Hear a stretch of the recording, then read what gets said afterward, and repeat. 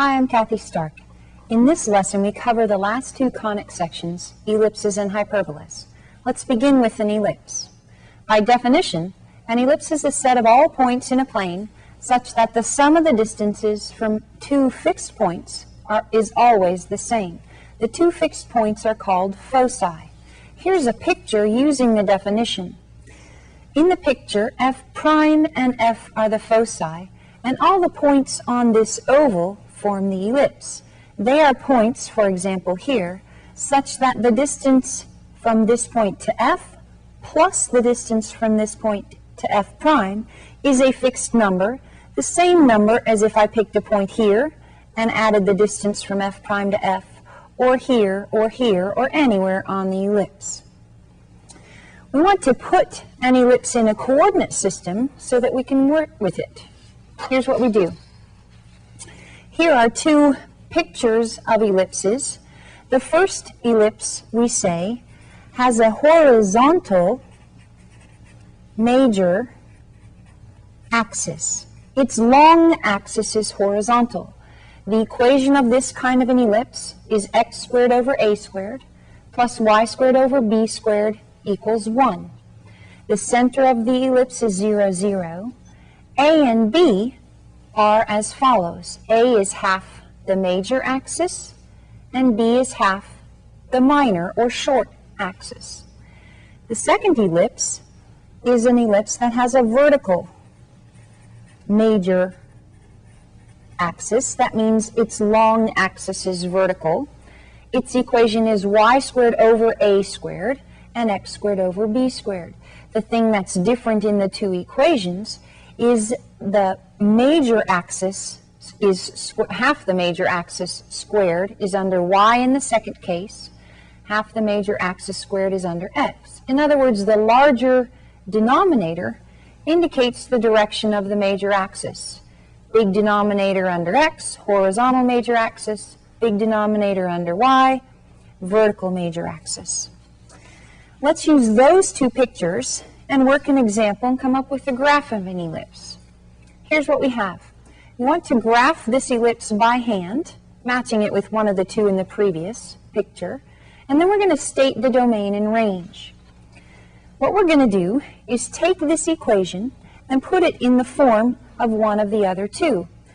What we need to do is divide each part of the equation by 54. Simplifying, I end up with x squared over 6 plus y squared over 9 equals 1. This is in the form of the second equation from the previous picture. In other words, we're going to have a vertical major axis for our ellipse. In addition to that, I need to identify A and B, and then I can sketch a graph. A squared in our problem is 9, the number that is larger, the denominator that's larger. So A is going to be the number 3. B squared is 6, so B is going to be the square root of 6. Since we're going to try to draw a graph, for the square root of 6, we need to use approximately 2.4. To draw a graph, what we're going to do is locate or start with the center of the ellipse, count A units up and down, in this case 3 units, because A was 3, and B units left and right, which was about 2.4.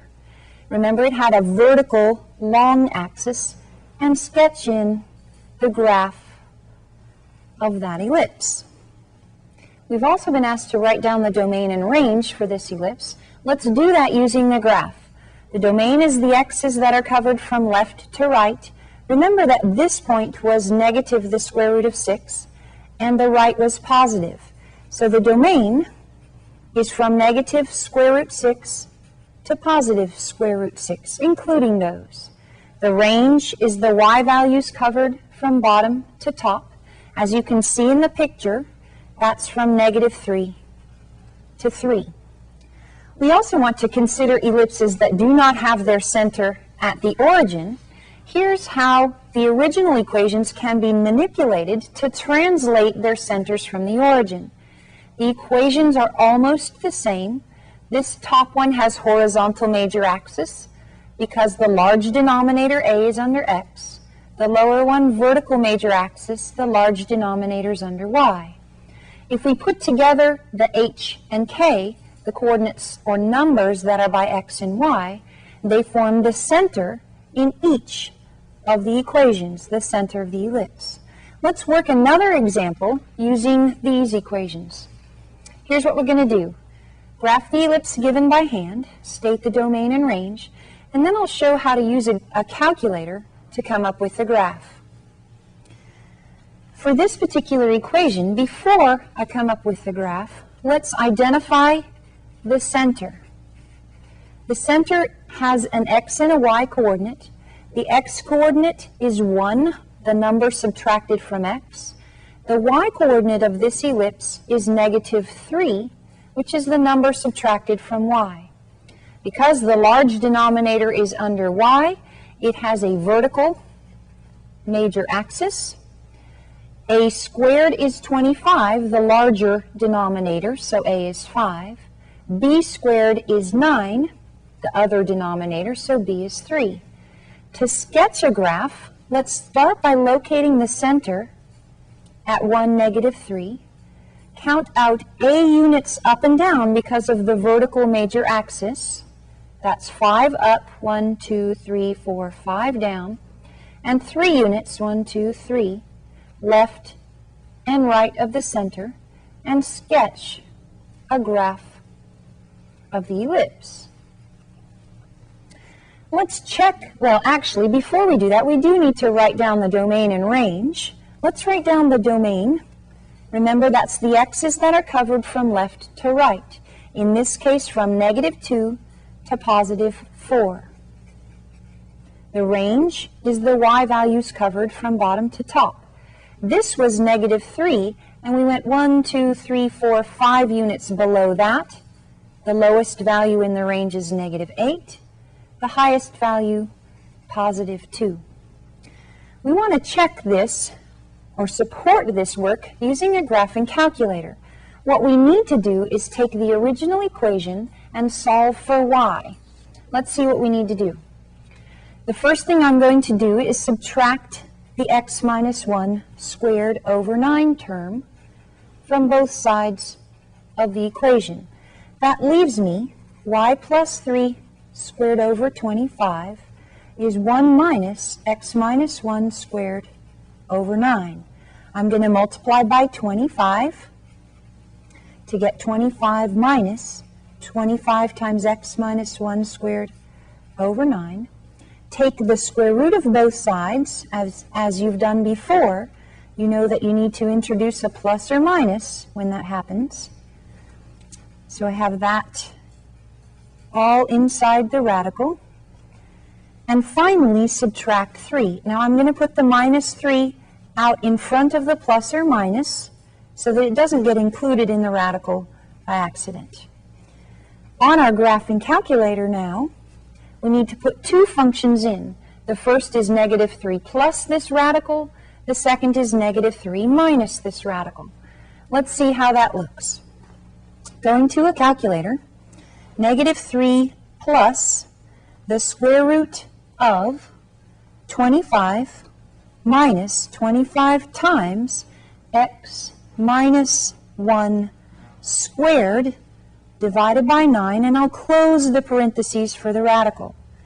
As a second function, -3 minus the square root of 25 minus 25 times x minus 1 squared divided by 9. And I need to close for the radical, and I think I'm missing an extra parenthesis on my top one. Remember that the TI-83, when you choose a radical, automatically puts a parenthesis in. So I have extras, but at least enough. To set a decent window, recall our domain and range, and let's use -3 to 5 for the x values, and for y min and max, negative 9, 2, 3. And here's a graph of that same ellipse. One option we can use on the calculator to make it look more like what we intended is zoom square, since this definitely looks stretched out of shape. Zoom square is option 5. We'll let the calculator square its own screen, and what we get looks a lot more like what we graphed by hand. Notice that the two pieces of the graph do not meet. On the calculator, it's difficult for it to shade pixels when the points become almost vertical. You should know that the two pieces of the graph meet and draw them accordingly. We need to move on from ellipses to hyperbolas. I'm going to say the definition of a hyperbola in words and show you a picture as I do. In this picture, the two curved pieces form a hyperbola. A hyperbola also has two foci. Its definition is the set of points, the points on here, such that the difference, the subtraction of these distances is a fixed number. The long distance minus the short distance for any point is the same. Again, we want to put hyperbolas in a coordinate system, and I'm going to show you two different pictures of a hyperbola. Here's the first. This is a hyperbola that has a horizontal axis. Here's the curved pieces, like the previous picture. An important piece of information about a hyperbola is that it has two asymptotes. The asymptotes are found as diagonals of a rectangular box whose width is 2a and whose length is 2b. That shows up in the equation in this way. This particular hyperbola's equation starts with an x squared over a squared minus y squared over b squared equals 1. The equations of the asymptotes are positive and negative b over a times the variable x. Compare that with this hyperbola that has a vertical axis. The axis is vertical. The equation of this hyperbola is y squared over a squared minus x squared over b squared equals 1. Notice that a is the distance from the center to the hyperbola in this vertical axis case, as well as in the horizontal axis case, and b is a distance measured in the other direction. For a hyperbola that has a vertical axis, the asymptotes are plus or minus a over b x. Let's work an example, and as I work through, I'll try to match my example to one of those equations. Here's what we'll do. We want to graph this hyperbola using traditional methods by hand. We're going to state the domain and range, and then we're going to put it into our graphing calculator. Here's what we have. To get one of the two forms in the first case, I'm going to subtract each part of the equation. I said subtract. I'm going to divide each part of the equation by 1,764. This simplifies, and you can check it on your calculator, to y squared over 36 minus x squared over 49 equals 1. This particular hyperbola matches the vertical axis case. Notice that y squared is first minus x squared. That means that the denominator under y is a squared, under x is b squared. We can identify then a as 6, the square root of 36, and b as 7. Let's sketch a graph of this hyperbola. It has a vertical axis, keep that in mind.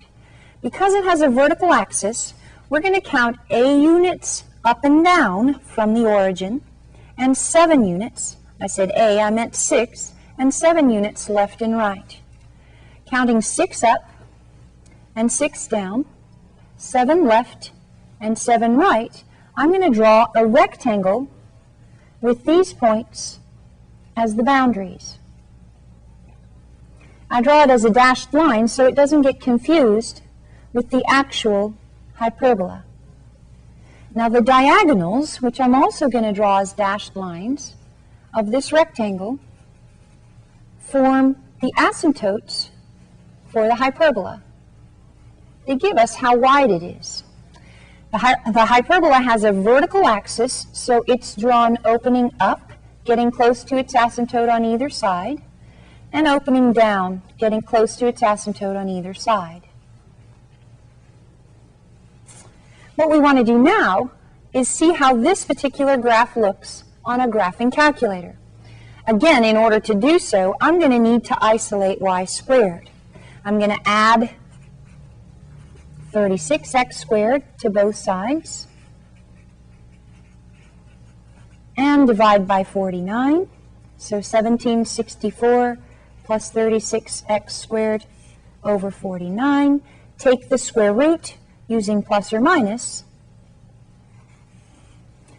to get 1764 plus 36x squared over 49.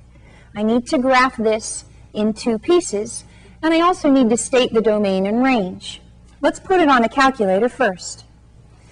We have this ellipse from the previous example that will clear, and we'll put in the square root, and there's already a parentheses for the square root, but I need one for the numerator, 1764 plus 36x squared, that's the end of the numerator, divided by 49, and that's the end of the radical. I want just the negative of that, so let's do negative variables, y variables, function y1, just as a shortcut. Now we need to set a decent window. Let's see how this one looks on a standard window. Zoom 6. We graphed it previously, so I knew it went at least to 6 and negative 6 in the vertical direction and 7 and negative 7. This supports our answer by hand. Let's write down the domain and range. Back over here, let's look at our by hand graph and write the domain and range there. The domain is the x's this covers from left to right. Since the hyperbola extends in both directions, that's negative infinity to infinity. The range is a little bit more restricted though. The range extends from negative infinity to negative 6, including that, but then the points in between are excluded, so we union that with 6 to positive infinity. There's one more piece of information I'd like to give, and then we'll do a quick graph. We can shift the center of a hyperbola also to the point HK. And the equations are identical to what we used, but between the parentheses by x and y are an h and k in both cases. Again, notice that the center is HK. Let's do this example. We'll graph this hyperbola using a traditional method and state the domain and range. The center is 1, negative 3, h and k, the things subtracted from x and y. A is the square root of the number under x, and b, the square root of the number under y. Because x comes first, notice that this will have a horizontal axis. Let's draw a sketch of this hyperbola. The center is positive 1, negative 3. The hyperbola extends 3 units left and right, 5 up and down. Here's 3 to the right, 1, 2, 3 to the left, 5 up, 1, 2, 3, 4, 5 down. We'll draw a rectangle. My rectangle extended just a little too far on this side. And the diagonals of the rectangle. And draw the hyperbola opening to the right, whoops, and to the left.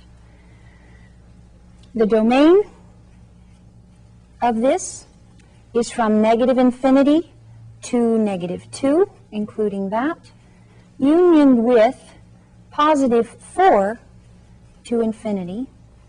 The range is all real numbers written negative infinity, infinity. In this lesson, we covered ellipses and hyperbolas. There were a lot of formulas. Be sure to do many exercises to practice.